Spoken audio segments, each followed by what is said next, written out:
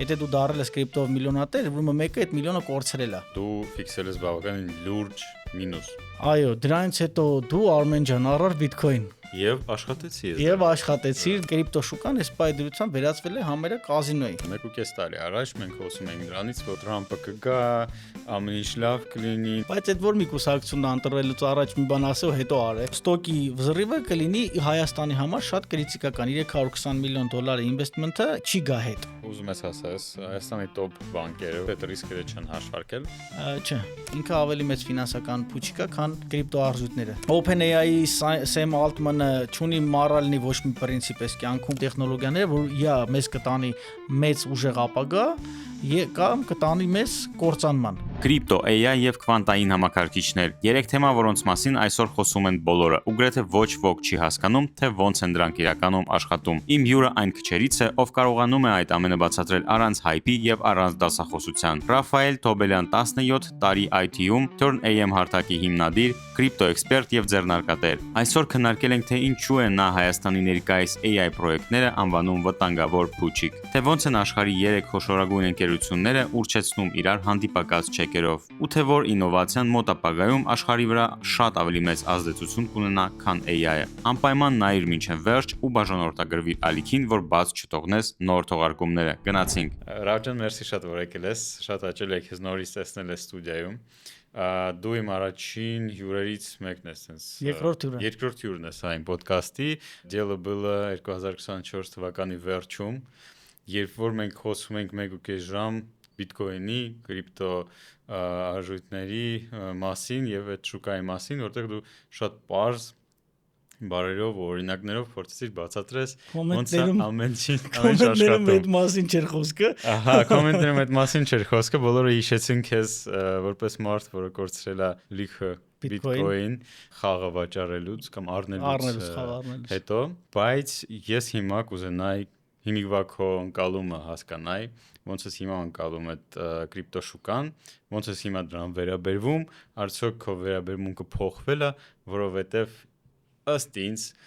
այդ 1.5 տարվա ընթացքում փոխվել է ամեն ինչ կրիպտո շուկայում եւ ինքը այլևս այն չի, բայց միգուցե ես սխալվում եմ, ես դրա էքսպերտը չեմ։ Կրիպտո շուկան միջև հիմա իմ համար հետաքրքիր է։ Կագնի странно։ Սարսն պատվի հարցը։ Արդեն էլ հետ կագնել չկա։ Չէ, իրականում կրիպտո շուկայի իրական աճը դեռ տեղի չունեցել։ Այսինքն այն ինչ որ պետքա տեղի ունենար, դեռ տեղի չունեցել, որովհետև հələ չեն ընդունել համաշխարհային մասշտաբով կրիպտո արժույթները որպես վճարման հիմնական մեթոդ, ու աշխարհը տանելու է ամեն ինչը digital փողի, այսինքն կրիպտո արժույթները։ Հիմա կլինի բիթքոինը, էթերիումը, թե կլինի ստեղծված stable coin-ներ պետության կողմից, այդ արդեն կարևոր չի։ Կարևորը գնալու է ամեն ինչը կրիպտոյի։ Ու հիմա այն պերիոդում ենք, երբ որ Ամերիկան աշխատում է այն ուղղությամբ, որ մտցնի օրենսդրական կարգավորում կրիպտո արժույթների շուկայում, ինչը կբերի շատ մեծ բումի։ Այսինքն այն ժամանակ, որ մենք խոսում ենք, բիթքոինի գինը կարծեմ հենց այս գնային սեգմենտի մեջ էր, ինչ որ հիմա է 70-60 քանի հազարի կարգի։ 70-80 կարգի։ Այո, դրանից հետո դու Արմեն ջան առար բիթքոին Եվ աշխատեցի ես։ Եվ աշխատեցիր դու, այո, հելավ կրիպտոն, այսինքն բիթքոինը հելավ հասավ 120,000, 128,000, դու վաճառեցիր ճիշտ պահի, ու հետո շուկան հիմա էլի անկում է ապրում։ Այսինքն ամեն անգամ շուկան էս տեսք ունի, ինքը անկում է ապրում, բոլորը ասում են, փուչիկ էր, ի տարբերություն AI-ի։ Ու շուկան հետ աճում, ասում են ուղ դզեց, ափսոս չառանք այն ժամանակ։ Այդ ամեն ինչը կշտկվի, ավելի կստաբիլանա, երբ որ մի քիչ արդեն ռեգուլատոր կարգավորումներ այսինքն լինեն շուկայում կրիպտոյի տեսանկյունից, ու ամեն ինչ կլինի ավելի լավ։ Այսինքն ես միջև հիմա հավատում եմ, որ կրիպտո արժույթները դա ապագա գումարն է, ապագա փողն է։ Հետաքրքիր է նա, որ իմ մոտ դեժավյու է 1.5 տարի առաջ մենք խոսում ենք դրանից, որ ԱՄՆ-ն հեսա կընդունի ինչ որ օրենք, Թրամփը կգա, ամեն ինչ լավ կլինի, նենց կանի, որ կարողանաս, չգիտեմ, սրճարանում բիտկոինով վճարել եւ այլն եւ այլն եւ այլն։ Բիտկոինի վկաները այդ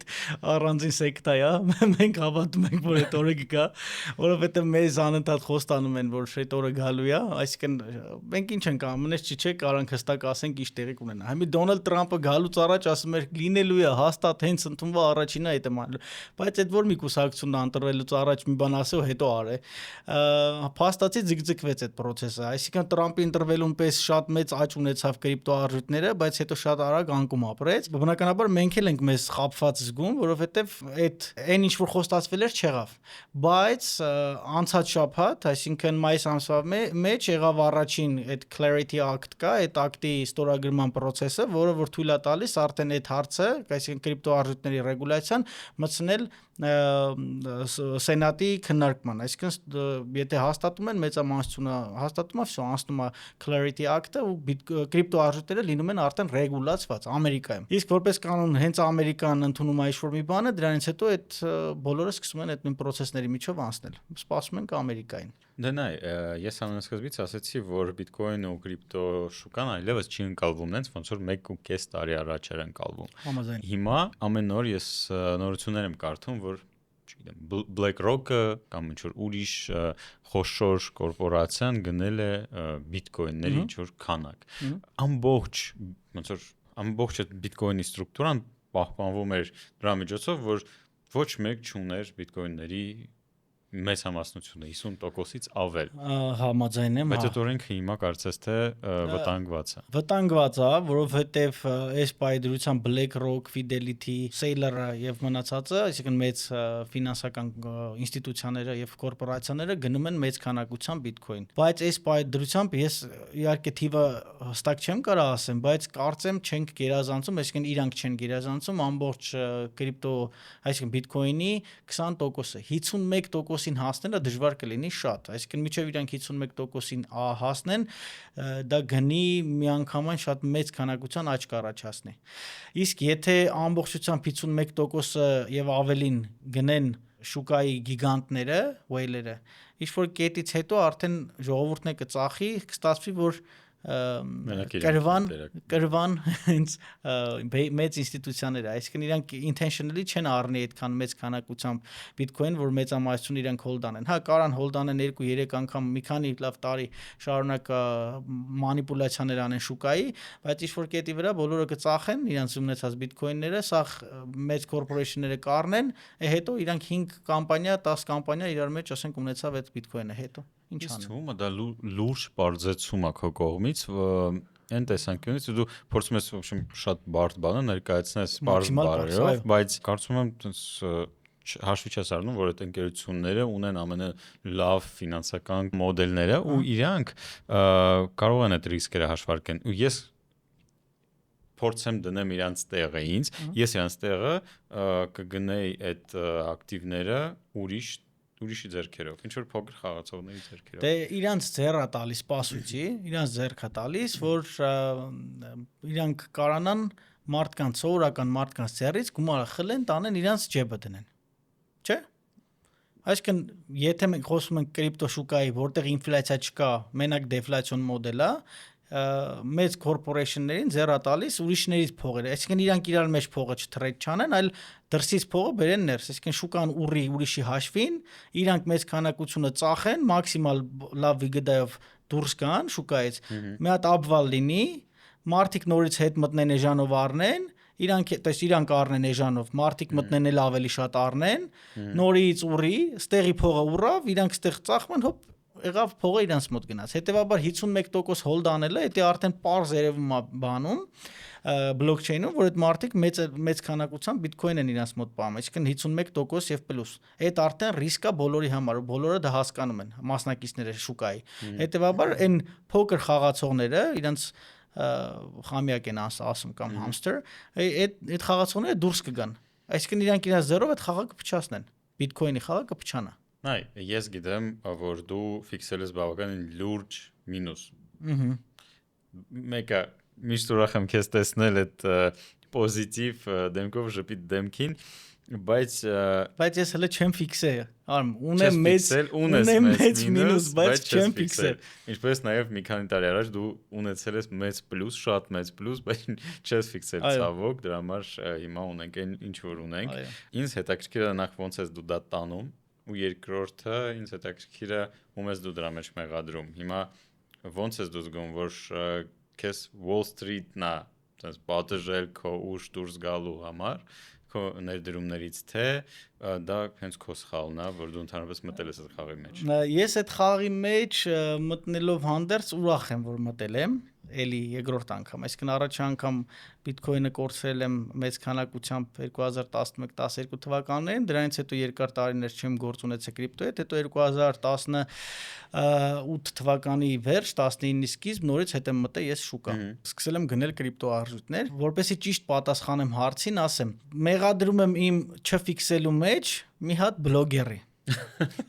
Կոնկրետ անունը Միքայել Վոն դե Պոպ։ Ինքը բանա Նիդերլանդներից է, տեն շատ հայտնի շուկայում, որ հասկանաս, ասենք միլիոնից ավել follower ունի, ու երբ որ ես ուզում էի ֆիքսեի, ինքը Twitter-ում գրում էր, ինձի չէ, էլի ընդհանուր գրում էր բանը, ոչմ հեսա հակառակ կողմա գնալու, հեսա հակառակ կողմա գնալու, ու ես տենց ոնց որ հավատում եի, հետո արդեն այնքան մինուսի չա, արդեն անիմաստ էր ֆիքսելը։ Այսինքն էդի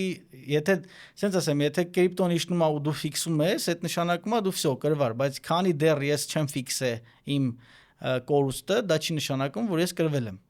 Իսկ եմ ասում կրվել, որովհետև սա վերածվավ, այսինքն կրիպտո շուկան այս պայդրությամբ վերածվել է համարյա կազինոյի։ Այսինքն դու դնում ես վաղը չգիտես ինչ անում։ Այդ շուկայի ոչ ռեգուլացված վիճակից է։ Հիմնականում ինչը շատ մեծ խնդիր է, ու բիտքոյնը հենց դրա համար չի ստեղծվել։ Այսինքն ոչ մի կրիպտո, то есть top կրիպտո արժույթները չեն ստեղծվել, որ իրանք դառնան կազինո, իրանք ստեղծվել են, որ լինեն ֆինանսական նոր գործիք։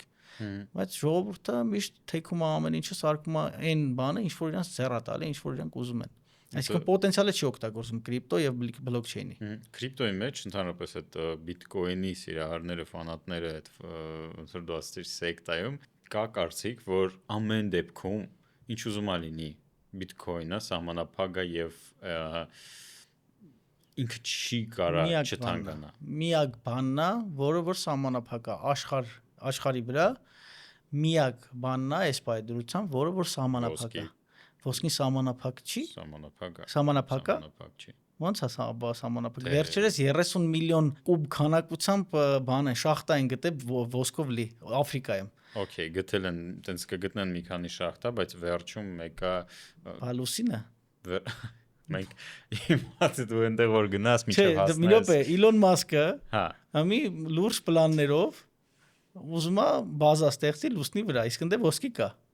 Ու մենակ ինքը չի, Amazon-ն էլ է հիմա անգի այդ ուղղության հետևից, ուզում են գնալ լուսնի վրա, լուսինը այդքան տնես չի շատ հեռու է, այնա Artemis 1-ը 2-ը թռավ, կռու գտվեցին եկան։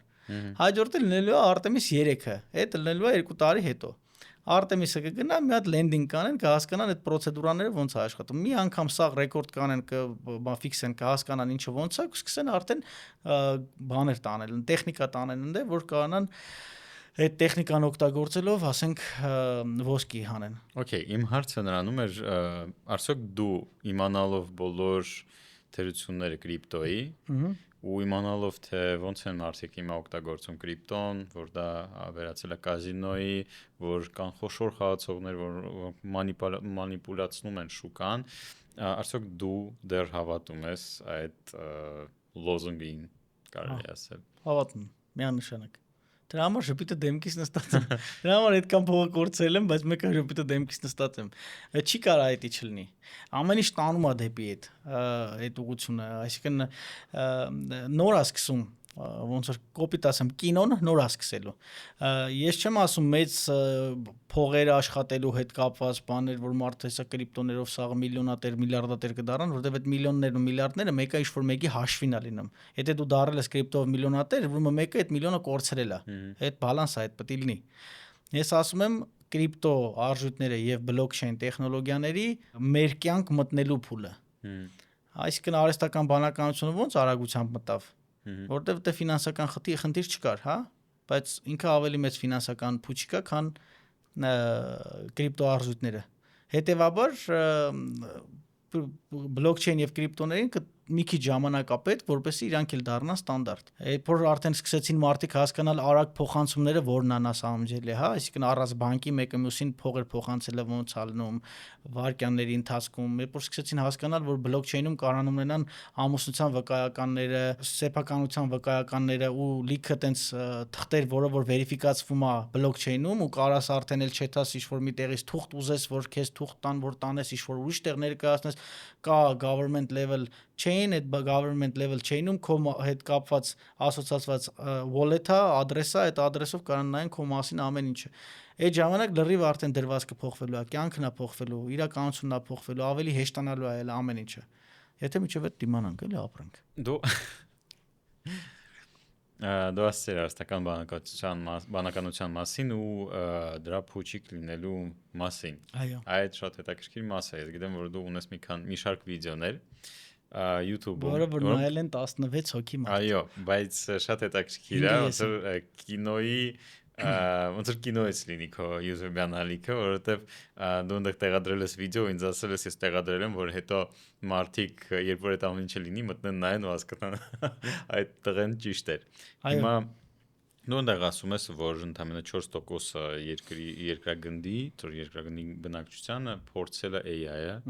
ու ընդամենը 1%-ը վճարում է subscription-ի համար։ Մեկից քիչն է վճարում։ Մեկից քիչ։ Ոնց որ եթե այդպես է, չնայած ես չեմ զգում, որ դա տենց է, որովհետև արդեն կարծես թե օրինակ Հայաստանում բոլորն գրեթե օգտագործում, իսկ եթե մեր մոտ այդքան բարձր է penetration-ը, ապա ավելի զարգացած երկրներում ավելի բարձր է օգտագործում այդ քանակությունը։ Ես այսօր տաքսու վարորդի հետ էի խոսում, ինքը ասում է, ես օրինակ, ես իմ չինական մեքենան չիներեն ասա գրած, հələ $200 չեմ վճարել, որ թարգմանեն, ես հենա ChatGPT-ի հետ խոսում եմ, ինքը ինձ աղ ասում։ Մալադեց տաքսիստին։ Տենում ես։ Շատ լավ է, շատ գովել է, արդեն բարձրանա։ Հա, ինքը կբարձրանա, միանշանակ կբարձրանա, բայց եկեք բանը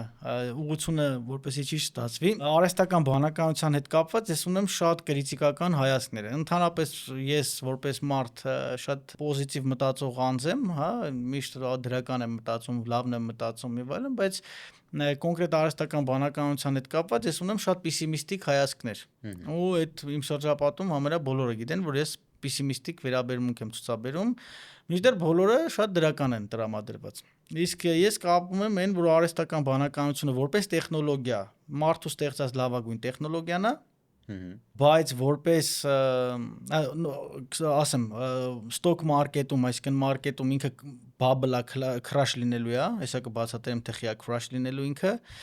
այդ լինելու է .com-ի bubble-ի պես, բայց այդ չի նշանակում, որ տեխնոլոգիան վերանալու է։ Այսօրվա դրությամբ ով ինչ ուզում է նույն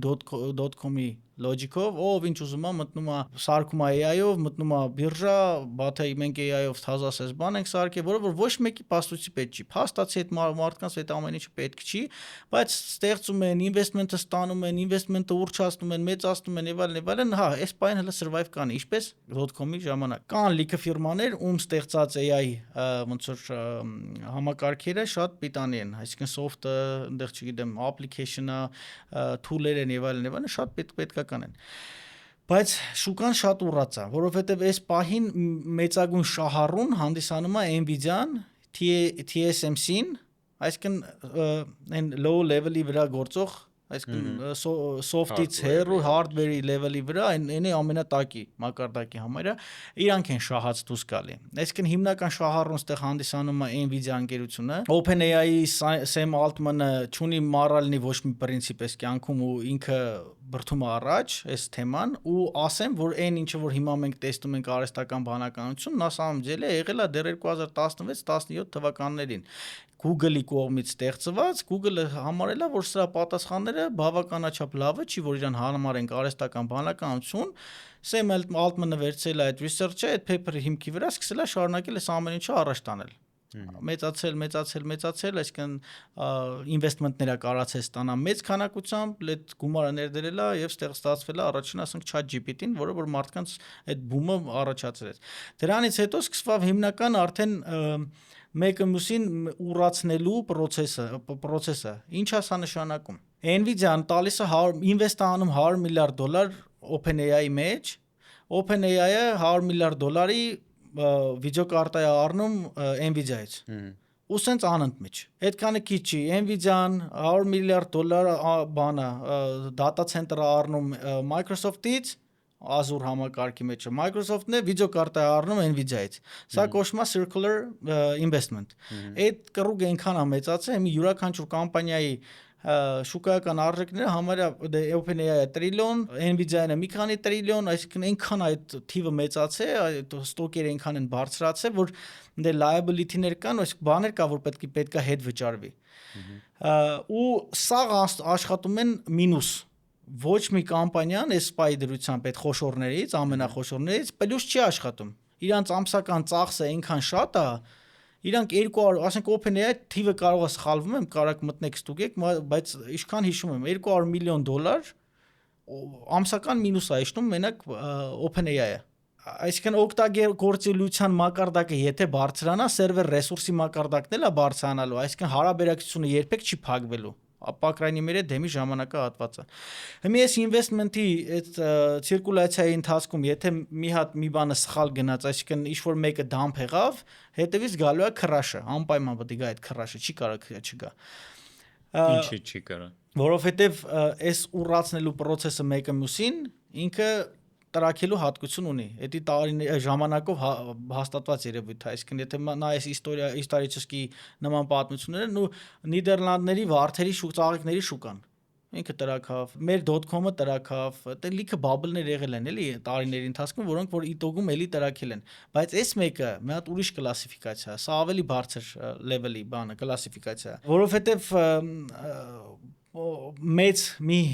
գիգա կամպանիներ, մի քանի գիգա կամպանիներ են իրար մեջ այս ֆուտբոլը խաղում, անունը դնենք ֆուտբոլ, գնդակը մեկը մյուսին պաս տալով, ու արանքը լիքը մանր-մունրներ մտնում են, ուզում են մի բան պոկեն այդտեղից։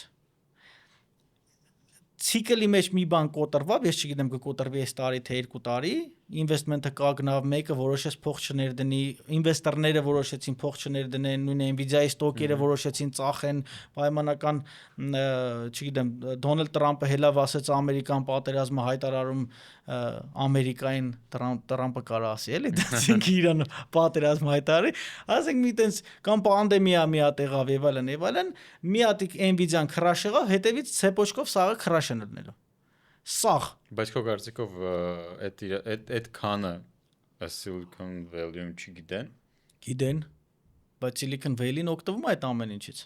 Բայց ինքն է հենց հիմնական փող աշխատողը արանքը։ Իրանք անսահման փող են տպում։ Հիմա printing փող տպելու մեքենայի վրա նստած են այդ մարդիկ։ Ինչի պետք է չիմանան։ Հենց իրանք գիտեն, հենց կակրած իրանք գիտեն, մենք չգիտենք։ Մենք կարող անստենք անամպեր սպասենք, ինչ որ մի հատ AI company stock հելնի, որ մենք IPO-ին մասնակցենք, որ դնենք մի քանի հատ stock առնենք, ուրախանանք, որ 50% աճավ, 10% աճավ եւ այլն եւ այլն։ Լավ, բայց այդ դեպքում նայ, դու ասում ես որ ամեն ինչ տենց սպոչկայով կգնա ու կտրակի, բայց այդ դեպքում Հայաստանի համար էլ կա վտանգ, որովհետեւ մենք էլ ենք մտնել այդ մրցավազքի մեջ։ Պրտո մեր սեփական բաներով, ռեսուրսներով։ Ահա, կպարզաբանես խի։ Data center-ները AI-ի հետ կապված, այսինքն այս factory-ները որ կա, դե անունը փոխեցին, չէ՞, մի անգամից արդեն էլ data center չի համարվում, AI factory-ը այնտեղ համարվում է, բան։ Այս factory-ները պետք է ունենան 200%-ի չափ մոտավորապես utilization։ Այսինքն այն ինչ որ իր 100% անասպրեդելն է, դրա երկու չափով, երկու քանակով պետք է օգտագործելիություն ունենան։ Եթե այդ օգտագործելիությունը չունեն, ինքը մինուս է աշխատում։ Չաշվում 200% օգտագործում։ Նայ, ասենք պատկերացրու AI մի հատ սերվերը, ասենց պարզ բացատրեմ, AI սերվերը մենակ դու կարաս օգտվես դրանից։ Այսինքն մի հատիկ մարդու ռեսուրսի շփով է այդ մի սերվերը։ Դու պետք է ծախես իրան 2 հոգու։ Խի, որովհետև դու նես չի 24 ժամ ես օգտվելու, նես չի ես էլ եմ 24 ժամ օգտվելու։ Այսինքն 2 հոգու գոնե պետք է ծախես, որ ինքը ձեռնատու դառնա։ Ու պետք է, այսինքն ամբողջ data center-ի մощности ինչքան կա, 2 դրա չափով մինիմում որ ծախես, կարաս 0 կագնես։ Բայց էտեի ապարատուրան ունի մաշվածություն։ Այսինքն այն investment-ը որ մենք արել ենք, էլի թիվը տոշ չեմ հիշում, բայց ROI-ը, այսինքն return of investment պետք է լինի 7 տարի։ 7 տարի հետո դե ոչ վիդեոկարտեկն են պիտանի լինելու, ոչ մնացած օգտագործելի network բաները կամ սարքավորումները։ Մաշվածությունը պետք է հաշվի առնել, այսինքն մաշվածության ընթացքում տեխնոլոգիաներ են փոխվելու այս ընթացքում։ Բայց այս ամեն ինչի մեջ մտնում է այս իմ ասած ռիսկային AI-ի բումը, որ ոչ թե բում լավ առումով արդեն հիմի բումը եղել է hype-ը այսա հիմի բում որ տրակում է այս փուչիկը ու այդ 7 տարին մենք չենք ձգի այսինքն միջև այդ 7 տարին գա այդ կտրակի արդեն մի հատիկ բայց ելնելու է երկրորդ raise AI-ի այսինքն երկրորդ անգամ վերածնունդ ալնելու AI-ի բայց հենց տեխնոլոգիան ոչ միտեղ չի գնալու հենց այդ տեխնոլոգիան ոչ միտեղ չի գնալու Այս ինչ որ ասում եմ տրակելը դա վերաբերում է stock market-ին տեխնոլոգիային չի վերաբերում տեխնոլոգիան ունի իր ռիսկերը ու կարանք հիմա տեղափոխվենք կամացից հեսա այդ ռիսկերի կողմը գնանք այդ իմ պեսիմիստական հայացքները ասեն հիմա հետևաբար եթե մենք խոսում ենք ստոկի վզռիվը կլինի Հայաստանի համար շատ կրիտիկական $320 միլիոն ինվեստմենթը 320 չէ կարծեմ Հայաստանը տվե մնացածը ինչ որ մասնավոր ինվեստմենթ է այդ գումարը չի գա հետ ու չգիտեմ դա ինչքանով կազդի մեր էկոնոմիկայի վրա կամ կազդի թե չի ազդի բայց համենայն դեպս այդ ինվեստմենթը կարա գնա կորի Բայց նայ, դու ուզում ես ասես Հայաստանի top բանկերը, որոնք ֆինանսավորել են այդ պրոյեկտը, այդ ռիսկերը չեն հաշվարկել։ Չէ։ Ես ինձ չի ասում եմ, ես արի սենց ասեմ էլի, ես չեմ ուզում այնպես տպավորություն լինի, որ ես սաղից շատ եմ ջոգում կամ սաղից լավ եմ ջոգում։ Ես միակ բանը որ կարամ ասեմ, ես չգիտեմ այն մարդիկ ովքեր որ այս ուղղությունը ուսումնասիրել են, ինվեստմենտ արել են, ինչ հետաքրքրություն են հետապնդում, ինչ շահ են հետապնդում։ Այսինքն կարող է այդ մարդիկ գիտեն այս ամեն ինչը, բայց տակը կա թաքնված քարտ, որը ես չեմ իմանում, ասենք իրանք ուրիշ շահ ունեն այդ ամեն ինչից։ Կամ օրինակի համար չեն ուսումնասիրում միջազգային շուկան, կամ օրինակի համար չեն պատկերացնում ինչ է իրանց ներկայացնում AI տեխնոլոգիաները։ Ու ուրա սա գնում։ Կամ չեն հասկանում ինչ հաջորդիվ տեխնոլոգիա կարա գա, որովհետև AI-ը it is something new, մի բան, որը որ մենք միջևս չենք experience արել, փորձարկե զգացե, մարդիկ ուզում են հասկանան այդ ինչա, բայց կամ հետերի են հասկանում, կամ լավ չեն հասկացել, կամ вообще չեն հասկացել, կամ շատ լավ են հասկացել։ Իդեպ գիտես չէ, որ այդ AI factory-ները իմ իմանալով չեն անցել դար անգամ շրջակա միջավայրի վրա ազդեցության այդ գնահատականը, որովհետև մեր այդ շրջակա միջավայրի, չգիտեմ, կոմիտե ինչա չունի իր փաստաթղթերի մեջ արհեստական բանականության մասին որևէ definition։ Հետաքրքիր է ինչի է բերելու դա վերջում։ Ինձ էլ է շատ հետաքրքիր, ես գիտեմ, որ Ամերիկայում դրված որոշակի այդ factory-ները որ կան, AI factory-ները 5-6 կիլոմետր հեռավորության վրա մարդկանց վրա ազդում են ու շատ բարձր noise ունեն, այսինքն այդ ձայնային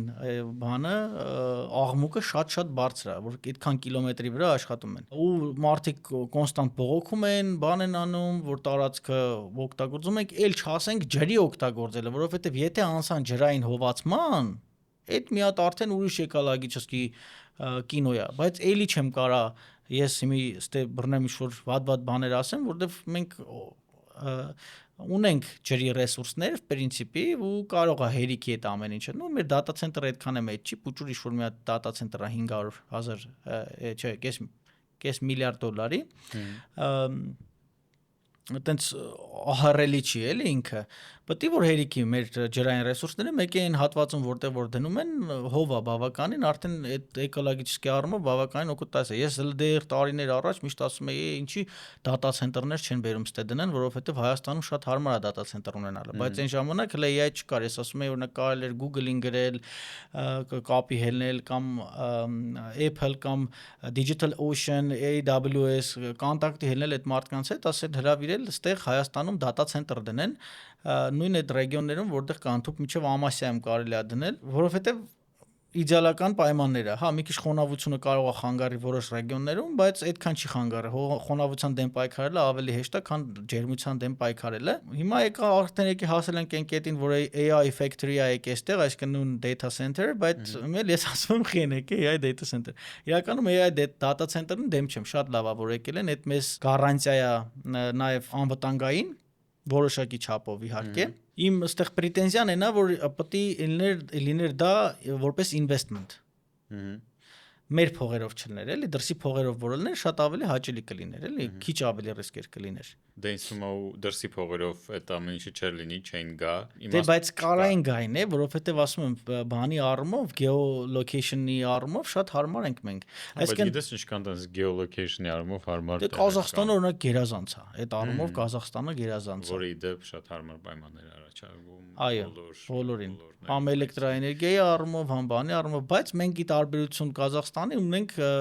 մեծ քանակությամբ էլեկտրաէներգիա, որը որ մենք վաճառում ենք մեր հարևան Իրանին։ Այդ էլեկտրաէներգիայի վերավաճառքը կարող լիներ դեպի ուղղվածուն դատա սենթերներին ավելի լավ, ոնց որ ասում է, վճարներ ունենայինք, օգտագործենք, որտեղ մենք ավելցուկ ունենք էլեկտրաէներգիայի։ Այդ ավելցուկը կարելի էր օգտագործել։ Այդ ամեն ինչի մեջ այդ AI hype-ը ընդհանուր ինձ թվում է cover արել մի հատ ուրիշ կարևոր stream-ը, որը զարգանում է շատ ուժեղ, որի մասին քչեր են խոսում, քվանտովի կոմպյուտերները, ինչ որ շատ հետաքրքիր է ու իսկական game changer-ը ինձ թվում է դա լինելու միանշանակ։ Բայց արի միջև quantum computer-ը, արի մի հատ AI-ին վերադառնամ, այն վատ բաներս ասեմ, ու գանք կվանտովի կոմպյուտերներին հասնենք, էլի։ Ինչ վատ բան ես ուզում ասես։ Արհեստական բանականության վտանգը, իրական վտանգը։ Այսինքն այն որ մենք ունենք արհեստական բանականություն շատ լավ է, բայց իմ կանխատեսումներով մոտակա տարիների ընթացքում գործազրկության մակարդակի գերաճար լինելու արհեստական բանականության պատճառով։ Ու ոչ մեկ այս մասին չի խոսում։ Կվերանանք մենք ծրագրավորողներս, IT-շնիկներս, բայց վերանալը արի ճիշտ հասկանանք, հա, վերանալը չի նշանակում ինչքան մարդ կա IT մասնագետ, էլ ոչ մեկի պետք չի։ Արհեստական բանականությունը այսօրվա դրությամբ արդեն լիքը կամպանիաների բանա դարձել, layoff-ի պատճառ է դարձել։ Ոյ մի հատ հետգամեն ստոկերին ասեմ, էս էլ է կարևոր բան։ Օրինակ Oracle-ը 30,000 հոգի գործից հանեց։ Անունը դրեց, որ փոխարինել եմ AI-ով։ Microsoft-ը հանեց 10,000 հոգի, ասեց ես էլի AI-ով եմ փոխարինում։ Google-ը հանեց 8,000 հոգի, բայ AI-ով եմ փոխարինում։ Meta-ն նույնպես Facebook-ը հանեց, բայ AI-ով եմ փոխարինում։ Նա սամջել է, իրանք AI-ով չեն փոխարինում։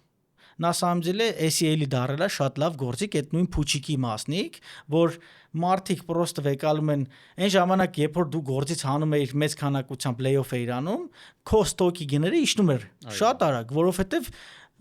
մարդիկ սկսում էին պանիկ անել, значит, մի բան ինչի ֆինանսական խնդիր կա։ Հիմի եկե հասել ենք այնպես դար, որ մարդը ասում է, ես 30,000 հոգի գործից հանում եմ, դա AI-ով եմ փոխարինում, իսկ նա սամջել ինքը չի փոխարինում AI-ով։ Իր ստոկերը բարձրանում է։ Այսինքն քիչ ինքը ծախսերը կրճատում է աշխատողներին հանելով։ Մի հատ էլ իր ստոկերի գինը գերաճ է տալիս։ Էսի ունիկալ պահ է, ասես ման պատմության մեջ երևի չի եղել, որ այս տիպի կարելի լինի օգտագործել ինչ-որ մի հատ միտք, ասել AI-ով ենք փոխարինում ու տենց աճեցնեն գները, բայց իրականում նեգատիվ ֆակտորի վրա։ Հիմա նա 30,000 հոգի դուսու արդեն թողել են, չէ՞, այդ մարդիկ իրականում անգործ են մնացել, հիմա շուկայում են։ Այդքանը քիչի փոքր ֆիրմեքը հետևում են մեծ ֆիրմեկի օրինակին։ Օրինակ կան կազմակերպություններ, որոնք որ ունեն 20-30 հոկանոց թիմ, հիմա հանել են 20-30 հոկանոց թիմը, մի երկու հոգու պահել են, 3 հոգի պահել են, AI-ով են development անում։ Այսինքն դարձել են AI first development։ Մարդիկ կան agentic development են անում, որը որ մի total chaos է բերելու, ինչ որ շատ կամպանիաներ կան, որ տենց full անցնում են automation-ին, որը սխալ է։ Հեսա կարելի կասեմ թեխի։ Փաստացի, եթե օրինակը բերեմ ասես 10 հոկանոց development team-ը, եթե developer անում էս բաժակը ստեղ ուղղակի օրինակ է։ Հիմա մի հոգի developer, մի հատիկ cloud-ի AI-ով, subscription-ով ստանդարտ, կարա այդ ցաղի գործը անի։ Ու էս բաժակից ստեղծի։ Ինչու լավ է։ Շատ լավ է բանի համար, բիզնեսմենի համար։ 9 հոգի մնացին կողքի վրա։ Պայմանական ասենք, այս 9 հոգուց Եվս 4-ը գտան իրանց տեղը։ Մի հատ ուրիշ կամպանիա ստեղծվեցին նոր պրոդուկտներ, որտեղ որ պետք է եղե մի հոգի, որ այդ մի հոգին AI հետ միասին ստեղծի 10 հոգու կատարած աշխատանքը։ Բայց եթե scale ենք անում այդ աշխարհի մակարդակով ու ամբողջ աշխատուժի շուկայի վրա, մենք հասկանում ենք բարձ մի հատ բան, որ այնտեղ մի հատ մեծ մասայի կտոր, իսկ մոտ մի 50% իմ հաշվարկով մնում է անտեր։ Հա, բայց այնց բան արդեն եղել է մարդկության պատմության մեջ լիքը հենց պրոգրես է լինում ինչ որ լուրջ, լիքը մարդ սկսում է պանիկա անել, որ հեսա գործազրկություն կլինի, մարդիկ անգործ կմնան։ Ինդուստրիալիզացիայի ժամանակ ա եղել նման բան, ավտոմեքենաշինություն, բան, sense ռոբոտ արտադրական լինիաներ եւ այլն, այդ պանիկան միշտ ալնում։ Այս պանիկան տարբերվում է մնացած պանիկաներից։ Խի, որովհետեւ այն մյուս պանիկաները մտավոր գործողություն չեն կատարում, մեխանիկական գործողությունների replacement են արել։ Մենք առաջին անգամ պատմության մեջ ունենք մի հատ բան, որը որ սպառնում է մտավոր մակարդակին, մեր միակ uniqueness-ի վրա, մեր մարդը իրանով ունիկալ է ինչի համար, որտեվ կարող է մտածի։ Uniqueness-ը մեր էլ unique չի։ Խաչա, այսօրվա դրությամբ AI-ին չես կարող համարես մտածող, նա չի մտածում, նա գուշակում է։ Ասեմ ոնց է աշխատում AI-ը, այսօրվա դրությամբ AI-ը ինքը ոչ մի բան ինչ դու տալիս ես, իրան չի մտածում։ Ինքը հաշվարկային տեսանկյունով, որ մաքսիմալ հեշտ բացատրեմ, էլ մատրիցաներ բաներ չմտնեմ, ոնց որ գուշակի թե հաջորդ բանը ինչ պետք է լինի, եթե գեներատիվ մոդի մեջ է, այսինքն տեքստ ես տվել որ գեներացնի, ինքը առաջի տեքստը վերցնում է, հետո տենց երկրորդ բառն է ամենա probability of հաջորդիվ բառը որն անելու, հետո այն մյուս բառը, հետո այն մյուս բառը ու իր պրինցիպը գործողության հենց այդ է։ Այսինքն ինքը աշխատում է հենց այդպես։ Արդյոք մեր ուղեղը չի աշխատում նույն պրինցիպով, այդ embedding-ի պրինցիպով, որ դու նկարագրել ես։ Այդ դժվար է համարել ոնց որ այդ մեխանիզմով, այսինքն դժվար է ասել հենց այդպես է մեր ուղեղը աշխատում, թե չէ։ Իմ համար օրինակը տես չէ։ Իմ համար կարևոր է հիշողություններ, իմ համար կարևոր է էմոցիաներ այդ պահին։ Ես դե որոշում եմ ես կայացնում կամ ինչ-որ բան պետք է ասեմ, հա, մի նոր զգացումներ կարող լինի էմոցիոնալ, կարող ունենա ինչ։ Ինքը fake էմոցիոնալ է լինելու, ինքը չի կարող էմոցիա ունենալ։ Էմոցիան իր հորմոնների գործունեությունն է, գործողություններ է, հա, հորմոնների շարժ, ինչ որ աճ, ներքև հելնում մեկը հելնում է վերև, այդ բանին առաջանում է կոմոդ էմոցիաներ։ Այս վերջերս Claude-ը ինչ որ հետազոտություն հրապարակեց, արժի կարդալ AI էմոցիաների մասին, որովհետև հետազոտությունը ցույց է տվել, որ AI-ը ունի մի շարք էմոցիաներ։ Ավելի վատ բան ես ասում դու հիմա Արմեն ջան։ Բայց դու ինձ թվում է չես բաժանում ինտելեկտը մեր այդ կրեատիվ էությունից։ Replace-ա լինելու։ Էդ էլ է։ Ինտելեկտը թող replace լինի։ Իմաստը օրինակ որն է, եթե դու շատ ինտելեկտուալ ես ու գիտես, որ քանի տարի է տևել, չգիտեմ, երրորդ համաշխարհային երկրներս։ Երրորդը առաջին համաշխարհային պատերազմը։ Ինչ է տալիս քեզ այս փաստը, եթե դու կարաս այդ փաստը գտնես։ Հենց այդ փաստը չի տալիս։ Չէ, մի այդ նայ, իմ ասած մինուսը այն է, որ եթե մեր միակ ունիկալությունից զրկում են, այո, մենք արդեն այդ ցեպոշկի մեջ չենք տեղավորվում։ Այսինքն մի պատկերացու 50% մարդ իրանց տեղը չի գտնելու այս կյանքում, գործ չեն գտնելու։ Հա, կստեղծվեն լիքը մասնագիտություններ AI-ի հետ կապված, միանշանակ կստեղծվեն, ասենք AI automation specialist, AI integration specialist, բանը, դե չգիտեմ, AI-ով ինչ կա, ասենք դեմից մի հատ AI կգրեն, հետո մի հատ ուրիշ բառ ու գնաց, այտենց random կստեղծվի, մի դաժե ֆիրմեկից մեկը Green Rock թե Green Rock-ը հայկական էր։ Միջազգային ինչ որ rock, անունը չեմ հիշում։ Black Rock-ը չի հաստատ Black-ը չի։ Բան արել էր որոշակի research, ասում էր, որ 140 միլիոն նոր թազա ոնց որ աշխատատեղեր կբացվեն AI specialist-ների հետ կապված։ Այսինքն այդքան մարդ պետքա պիվոտ անի, փոխվի իր մասնագիտությունը լրիվ ուրիշ բանի վերածի։ Ինչը որ նորմալ է։ Հիմա այս ամեն ինչը տեղի անենում, այսինքն էսի նորմալը, այս պերիոդի մեջ, որոշակի կարճ ժամանակահատվածի մեջ, որովհետև հաջորդիվ մենակ մենք չենք, մենակ ծրագրավորողներ չէ։ Ես այսօրվա դրությամբ ես ճանաչում եմ շատ մեծ քանակությամբ ծրագրավորողներ, ովքեր layoff են եղել ու ամիսներով գործ չեն կարող գտնեն։ Միգուցե դա իրանց մասնագիտական որակներից է։ Ոչ, ես ավելի քան վստահ եմ, որ այդ մարդիկ շատ լավ մասնագետներ են, այն մարդկանց մասին, որ ես խոսում եմ, շատ քտածակով, շատ նորմալ, շատ լավ սենյոր ծրագրավորողներ են, ովքեր գործ չեն կարող ճարեն, որտեվ կոնկուրենցիան մեծացել է։ Հայաստանի մասնագետը հիմիկա ոտա գցում Oracle-ի նախկին դեվելոպերի հետ։ Ինչ որ շատ լավ է Oracle-ի developer-ի համար, բայց վատը հայ developer-ի համար։ Ինչի։ Որովհետև գործը չկարողացավ գտնի։ Oracle-ի, նայ, labeling-ի աշխարհը արի չմոռանանք։ Մարդիկ, որ ասենք դու Google-ում ես աշխատացել, հիմա եթե դու ունես ծանոթ օրինակ Google-ում կյանքում մի անգամ աշխատացել, թեկուզ հավաքարար։ Հայերը ոնց են դա վերաբերում, չէ՞, դա աշխարհն էլ այտենց վերաբերում, ու Google-ում աշխատել, Google-ում աշխատած մարդը ո՞ս կարող ատելնի։ Այդ labeling-ի պատճառով, քանի որ գիգանտ կամպանիաները մեծ քանակությամբ մասնագետ են թողել շուկա, էմի utilization խնդիր կա, էլի, այսինքն այդքան մարդը չի կարող իրանց աշխատատեղ գտնի։ Բայց կոնկուրենցիան շատ մեծ է, կոնկուրենցիան ինչ ենք կարող ձգենք։ Լսի, դու հիմա ասում ես շատ ինձ թվում է պրիմիտիվ բան, բայց ես կարծում եմ, որ եթե դու լավ մասնագետ ես, դու պետք է ադապտանաս։ Եթե դու չես ադապտանում, չես լուծում նոր խնդիրներ, ավելի լուրջ խնդիրներ, որոնք փող են բերում այլ ընկերություններին, ապա դու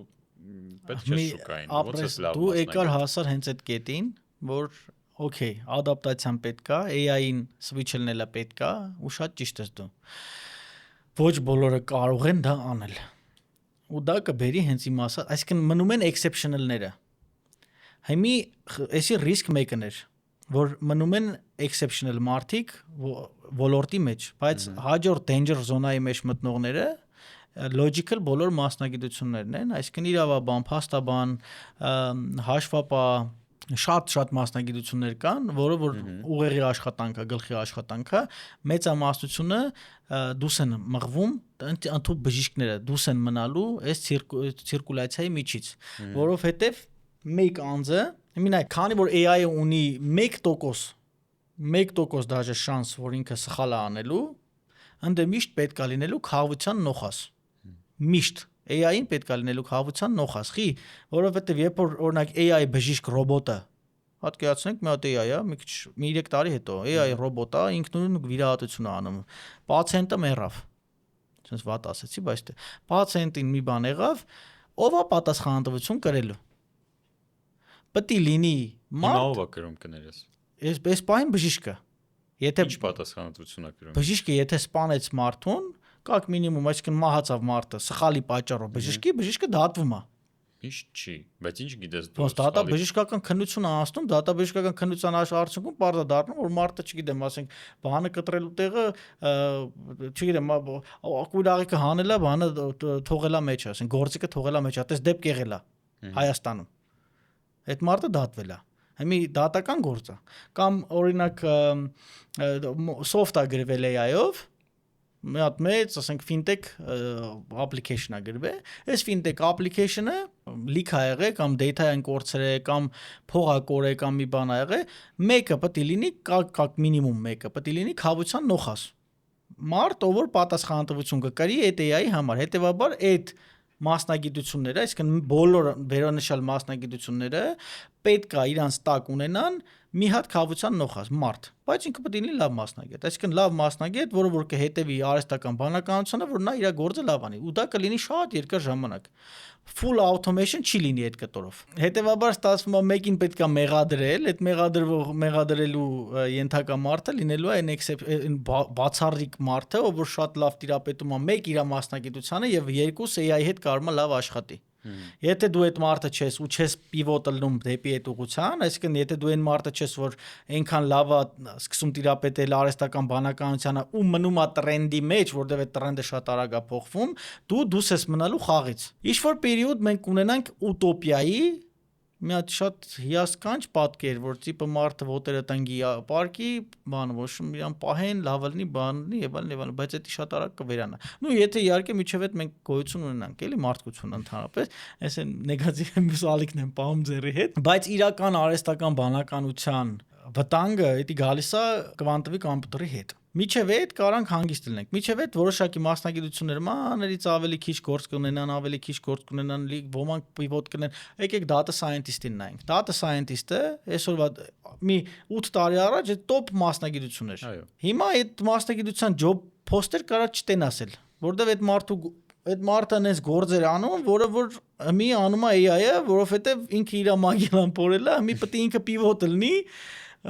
training specialist դեվալն անունները էլ չեմ կարող հիշեմ, որովհետև այնքան նոր անուններ է արդեն առաջանում specialist-ն ամենակ մոտեցումը որովհետև այդպես specialist կարող ասես պատական բառը հորինեմ ու 100% ճիշտ լինի այդ բառը դա էլ կա ուզում եմ ասեմ այդ մասնագիտությունը արդեն ոնց որ խնդիրը վերանում է այսինքն այդ ոչ թե վերանում այլ վերափոխվում է ու տենց սաղ մասնագիտություններն են վերափոխվելու հիմա իմ քրոջ տղեն այդ նույն երեխեն է ով որ էլ երեխա չի եկամարդ է ում պատճառով որ ես կորցել եմ 249 բիտկոին ու որի պատճառով որ կոմենտներում ով պարապեր մի բան գրեց իրան ես համոզել էի որ գնա computer science Դավիթ ասում եմ վրեժը լուծել ես հա վրեժը լուծել ես Չէ վրեժը ստացվում է պատահաբար վրեժ լուծեցի հիմի ես օրինակ վստահ չեմ որ հիմա ինքը 4 տարի հետո կավարտի ամերիկյան համալսարանը նու կավարտի բայց ես վստահ չեմ թե ինչա լինելու ինքը գործ կանալու է գտնի թե չէ որովհետև այ երրորդ ֆազան ռիսկի այն կարող են միջև էս հասածներս չլինի մարտիկ անգործ չմնան այդ սաղ չլինի երրորդ ֆազան է ամենակավատը հետի junior-ի ու mid-ի լեգերի աստիճանի վերացումն է այսինքն եթե մարդը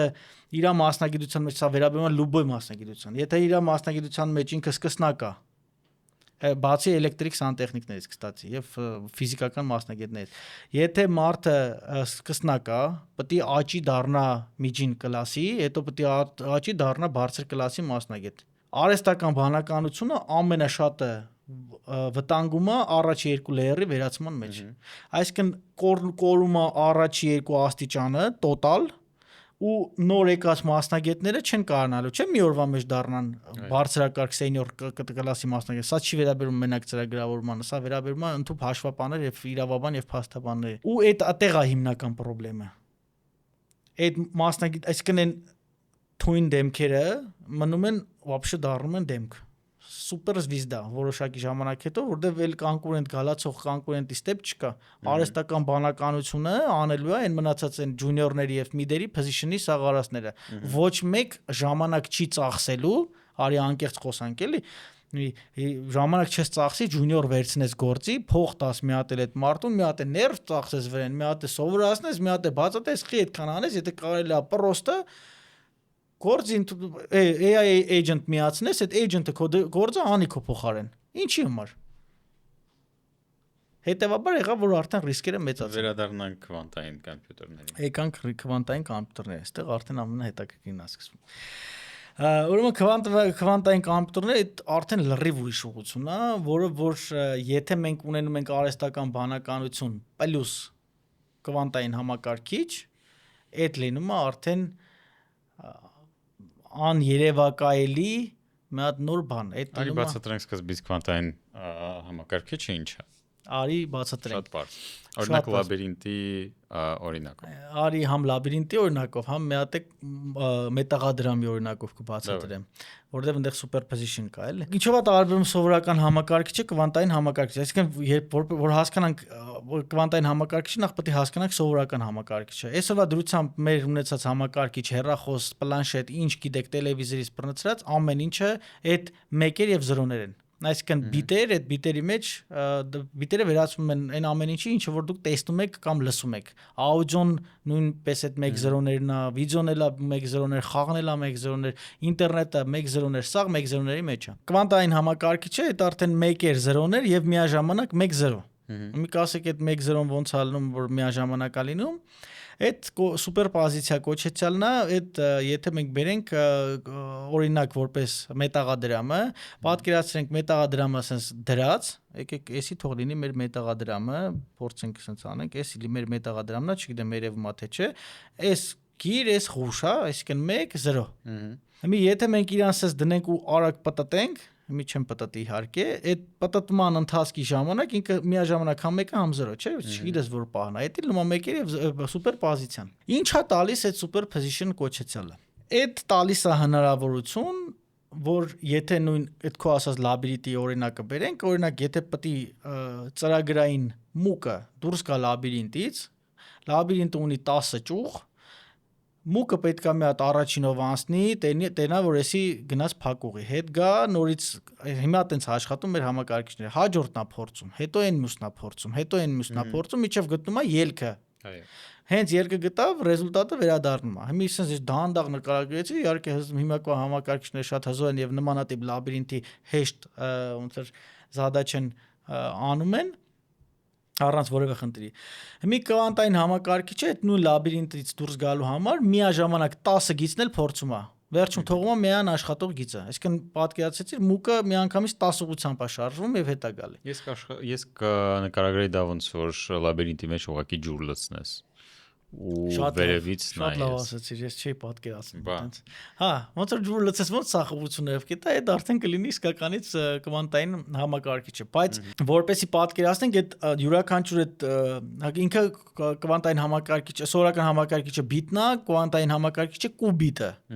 Կուբիտների քանակից կախված է թե քանի հատ պատոկ կա։ Այդ պատոկը ասածը այդ նույն ջրի ուղղություններն է, ասենց եթե պարզ ասենք, քանի ուղղությամբ է այդ բանը աշխատում։ Ինքը 2-ի կուբիտ n աստիճանն է։ Արի sense շրջանցենք այդ թեման, քանի որ ինքը բավականին բարդ է, բայց խոսենք դրանից թե ինչի է դա վտանգավոր։ Պատկերացնում եք այն առաջնային ասած բիթքոինների թեման ու ձեր բիթքոինների wallet-ը կվանտային համակարգիչը կջարդի մի քանի րոպեի ընթացքում։ Այո։ Ու ստացվում է որ այդ կրիպտո շուկան նույնպես արդեն վտանգի տակ է ու ձեր բիթքոինները կարան կորեն։ Ու սա մենակ բիթքոինի մասին չի, սա նաև Ethereum եւ մնացած կրիպտո wallet-ների մասն է խոսքը։ Բայց շտապ եմ հանգստացնել, որ բոլոր հիմիկվա խոշոր կրիպտո արժեքները աշխատում են նոր կրիպտոգրաֆիայի ուղղությամբ, որպեսզի ստեղծեն կվանտային կրիպտոգրաֆիա, որպեսզի կվանտային համակարգիչը չկարանա ջարդի ձեր wallet-ները։ Դասի ինձ թվում է այստեղ խնդիրը դաժե wallet-ների մեջ չի միայն, այլ դրա մեջ է որ ցանկացած բան, որը ունի հիմիկվա encryption-ը, սաղ է վերանալու։ կարա հանգիստ decrypt լինի շատ արագ։ Ու ամենահետաքրքիրը այն է, որ բոլոր պետությունները հիմա պատրաստվում են դրան ու հավաքագրում են ամբողջ դատան։ Կլինի դա chat-ը, կլինի դա քո զանգը,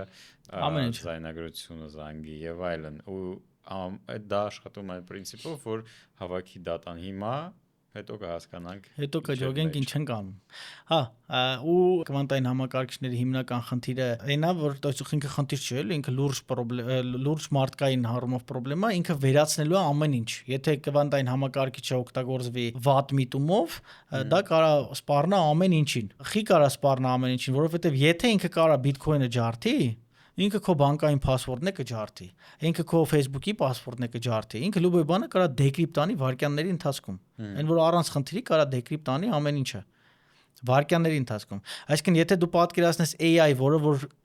կվանտային համակարգչի վրա է աշխատում, այդ AI-ը, այսինքն այդ կվանտո AI-ը կարա փաստացի ամբողջ ինտերնետը սովորի րոպեների ընթացքում։ Այսինքն հիմա տրեյնինգը 0-ից մինչև, այսինքն մեծ դատայի վրա, որը որ ChatGPT-ին է,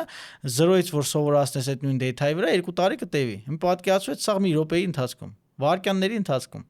Այսինքն դու կարաս փաստացի ունենաս լրիվ նոր AI մոդել սպეციფიկ ուղղության վրա։ Դեթան տվեցիր բանի, բժշկության, միանգամից դարավ դրա մաստերը։ Ես ուզում եմ հասկանալ, как ты дожил до этих лет с таким пессимизмом։ Ես ասեցի չէ դեմից, ես պեսիմիստ չեմ։ Ժամանակներն են տենց։ Ես ուղղակի ես ոնց եմ դա անցալում։ Նայ, միշտ էլ տեխնոլոգիաները հասանելի են եղել ոչ բոլորին, and core տեխնոլոգիաները։ Ու միշտ էլ ինչ-որ մեծ փոքրամասնությունը ունենում էր access ինչ-որ լուրջ տեխնոլոգիաներին եւ օգտագործում էր այդ տեխնոլոգիաները շատ լավ եւ բոլոր ճգնաժամերի ժամանակ ամենահարուստները եւ ամենակարող մարդիկ էլ ավելի ամենակարող են դառնում ու էլ ավելի հարուստ են դառնում ու դա նորմալ ոնց որ կյանքի նորմալ ընթացն է։ Հիմա իմ համար իրականում ոչինչ գրեթե չի փոխվում ու եթե մենք նայենք պրոստը ասենց առանձնանանք այդ իրավիճակից, ինչի ես պետք է դրա մասին անհանգստանամ, եթե ես մեկը, ինչպես եւ ցանկացած մարդ ուղղակի ուզում եմ ապահովեմ իմ կյանքը ամեն ինչով, գումարով, փողով, իմ ընտանիքը ամեն ինչով ապահովեմ եւ դրա համար ես կօգտագործեմ, ես պատրաստ եմ օգտվել այդ բոլոր տեխնոլոգիաներից, դա անխուսափելի է, դա ոնց որ քո ընտրությունն է, դու կամ կօգտվես այդ ամեն ինչից ճիշտ, ու կզարգանաս միասին է տեխնոլոգիաների հետ կամ չես օգտվի եւ ուղղակի մի շարք ներկայացնես։ Նայ, արի որպեսզի ավելի ճիշտ լինի, կարելի է այսպես ասել, եթե չկա անհատական կորպորացիաների վրա սահմանափակում, այդ կարա իմ ասած խնդիրներին բերի։ Եթե ու հիմա շատ աշխարհի ահագին մասնագետներ եւ ոչ միայն մասնագետներ, այտենց public մարդիկ պայքարում են իմ ասածի դեմ, փորձում են այդ մեզ իմ ասած միտքը նաեւ որոշ մասերը տարածել, հա։ Ես մի քիչ շատ եմ ավել խորացել պեսիմիզմի առումով, իրանք մի քիչ ավելի թույլ են պեսիմիստի մեջ մնացել։ Ուրեմն ասեմ, եթե private company-ն, այսինքն անհատական կազմակերպությունը, որը հանդիսանում է Nvidia-ն, ընդ մնացածնել հետը, Microsoft-ն, եթե իրանց հետաքրքրությունները փող աշխատելն է, իրանք սահմանափակում չունեն, իրանք կան գնան ավելին, քան պետք էր։ Այսինքն պետքա սահմանափակում դնի, թե ինչով կարա զբաղվի արհեստական բանականությունը եւ ինչով չէ, որ մարդուն չսպառնա գործազուրկ թողնել կամ եւ այլն։ Պետքա արգելվի, օրինակ մարդուն գործից հանել AI-ով replace անելու գաղափարը, հա։ Ինչպես Չինաստանը արդեն ինչպես Չինաստանը արեց, այդ պարտադիր պետք է արվի, որտեղ եթե չարեցիր կբերի դա ոչ միայն էկոնոմիկ կրիզիսի, այլ կբերի նաև աշխատաշուկայի մուտացիայի, մեծ մուտացիայի։ Հետևաբար AI-ը կարելի է օգտագործել շատ ավելի լավ տեղերում, հա, այսինքն կարելի է օրինակ բժշկության մեջ օգտագործել, այնե կվանտային AI-ը, вообще կարողանան նոր դեղեր հորինեն, ստեղծեն վարքյանների ընթացքում, մոդելիրованիա սպիտակուցների մոդելիրованիա անեն վարքյանների ընթացքում, ասենք թույն դեղեր, թույն թեստեր, թույն բաներ, ամեն ինչի բուժում գտնեն։ Դա սա AI պլյուս կվանտովի կոմպյուտերը։ Այս կախված է թե մենք ոնց կօգտագործենք այս տեխնոլոգիաները, որովհետև այդ երկուսը կլինեն ամենա մարդկության կարևոր տեխնոլոգիաները, որ մեզ կտանի մեծ ուժեղ ապագա կամ կտանի մեզ կործանման։ Կախված է նրանից, թե ինչքան շուտ մենք կստափվենք, ուշքի կգանք ու եթե ստափվեցին ու մարդիկ սկսեցին կիրառել ինչ-որ գործողություններ այս ուղղությամբ, իհարկե մենք կշահենք այս ամեն ինչից, բայց այս պահի դրությամբ գնում է դեպի այն վատ սցենարը։ Okay, թող այս վիդեոն լինի քո public կարծիքի արտահայտում եւ քո կանխատեսում եւ մի 2 տարի հետո մենք հանդիպենք նորից իմ ոդկասթի ստուդիայում եւ դարձնում ենք պլանիրովկա, հա, 2 տարին մեկ հանդիպում ենք։ Այո, հանդիպում ենք, չեք ենք անում։ Ռաֆայել ջան, ինչ կարծիք ես հիմա կվանտային համակարգիչների մասին։ Չէ, գիտես ինչ է լինելու։ Ես կհարցնեմ քեզ կրիպտոյի մասին, դու կասես դե մենք սպասում ենք։ Դե ես հələ հավատում եմ, որ Ամերիկան հա խոսքի բան կանի, կդարձնի օրենքը կընդունի, հա, 2 տարի հետո այդ ինձ թվում է ասելու եմ ամեն դեպքում։ Մերսի շատ քեզ։ Շատ հաճելի էր նորից հանդիպել։ Քեզ մերսի։